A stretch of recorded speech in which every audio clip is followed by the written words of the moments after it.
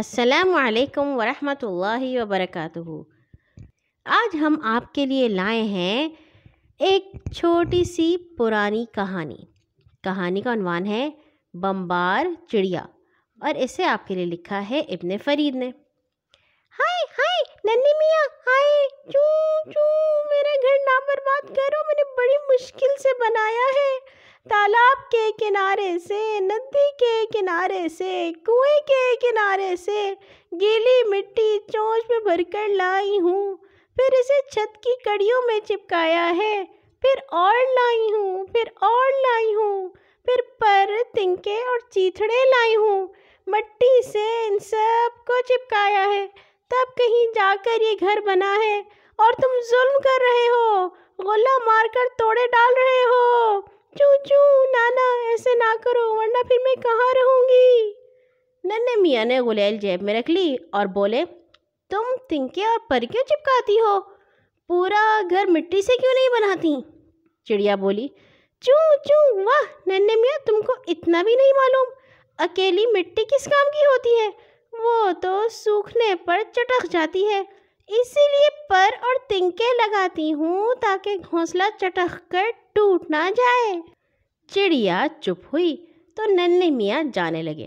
ننھے میاں کو جاتے دیکھ کر چڑیا نے پکارا، کہاں چلے ننھے میاں، ایک خوشخبری تو سنتے جاؤ، تھوڑے ہی دنوں میں تم دیکھنا میرے یہاں بچے آنے والے ہیں، 2 ننھے ننھے بچے، ان کو تم اپنا دوست بنانا، ہم ان کو دانا چگائیں گے۔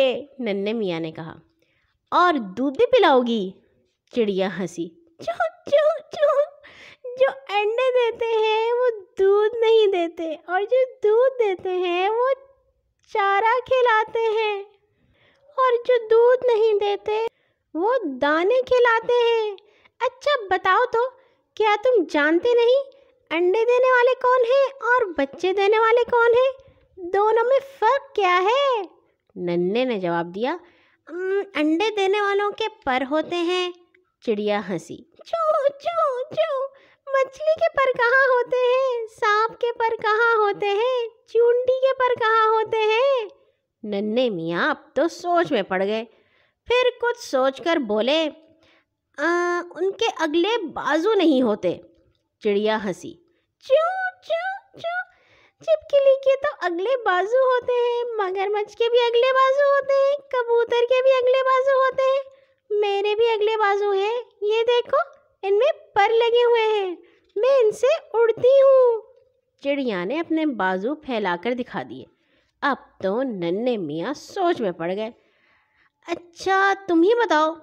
لو سنو، چڑیا بولی، جن کے کان باہر کو نکلے ہوتے ہیں وہ انڈے نہیں دیتے، جیسے آدمیوں کے ہوتے ہیں، جیسے گائے کے ہوتے ہیں، جیسے بھینس کے ہوتے ہیں، لیکن جن کے کان باہر نکلے ہوئے نہیں ہوتے وہ انڈے دیتے ہیں، جیسے چھپکلی کے نہیں ہوتے، جیسے مرغی کے نہیں ہوتے، جیسے طوطے کے نہیں ہوتے، اور دیکھو جیسے میرے نہیں۔ ہاں تو آج سے 2 ہفتے ہوئے میں نے 2 انڈے دیے تھے، ایک دن ایک، دوسرے دن دوسرا، پھر ہم نے ان کو سینا شروع کیا، کبھی میں انڈے پر بیٹھتی اور چڑا چگنے جاتا، کبھی میں چگنے جاتی اور چڑا انڈوں پر بیٹھتا۔ اب جب بچے نکل آئیں گے تو ہم دونوں باری باری جائیں گے، دانا لا کر ان کو چگائیں گے، مگر جب وہ بڑے ہو جائیں گے تو ہم ان کو جدا کر دیں گے، وہ اپنا گھر الگ بنائیں گے۔ تو تم گھر بنانا بھی تو سکھا دو گی نا؟ ننھے میاں نے چڑیا سے پوچھا۔ چڑیا پھر ہنسی، چوں چوں چوں، ہم آدمی نہیں ہیں، ہم چڑیا ہیں، یہ کام ہم ایک دوسرے کو نہیں سکھاتے، اللہ میاں خود سکھا دیتے ہیں۔ اچانک ننھے میاں نے پوچھا، ارے ہاں، تمہارا نام ابابیل ہی تو ہے نا؟ ہاں، لوگ بمبار چڑیا بھی کہتے ہیں، چڑیا نے کہا۔ مگر ننھے میاں نہ سمجھے، بولے، ابا جان نے تو بتایا تھا بم ہوائی جہاز سے گرائے جاتے ہیں، جس جگہ بم گرتا ہے وہ جگہ تباہ ہو جاتی ہے، سب مکان وغیرہ کھنڈر ہو جاتے ہیں، پھر تم کیسے بم گرانے والی بن گئی؟ चिड़िया ज़रा फुदकी, फिर अपने पर फड़फड़ाए, फिर बोली, चू चू, तुम्हारे अब्बा ने ठीक कहा, बम हवाई जहाज़ से गिराए जाते हैं, ये जालिम और बुरे लोग गिराते हैं, ये उसे खुदा के हुक्म के खिलाफ गिराते हैं, बंदों को सताने के लिए, बेगुनाहों की जानें लेते हैं, बच्चों की, बूढ़ों की, औरतों की। मगर बम्बार चिड़ियों ने ऐसा नहीं किया, उसने तो अल्लाह मियाँ के हुक्म से बमबारी की, अल्लाह का कहना ना मानने वालों पर। नन्हे मियाँ ने बेचैन होकर पूछा, ज़रा हमको भी बताओ कैसे? चिड़िया ने कहा, काबे को तो तुम जानते हो? नन्हे मियाँ ने जवाब दिया, हाँ, हम उधर मुँह करके नमाज पढ़ते हैं, वो प्यारे नबी के देश से अरब में है। चिड़िया बोली, हाँ हाँ वही, जब प्यारे नबी पैदा नहीं हुए थे, उनके दादा काबे के निगहबान थे, अब्दुल मुत्तलिब नाम था उनका, उन्हीं के ज़माने का वाक़या है। यमन के बादशाह ने काबे पर हमला कर दिया, उसका नाम अब्रहा था, वो काबे को ख़त्म कर देना चाहता था, उसको तोड़ फोड़ डालना चाहता था, उसकी जगह अपना इबादत घर बनाना चाहता था। उसके पास बहुत बड़ी फ़ौज थी, भारी भरकम हाथियों की फ़ौज।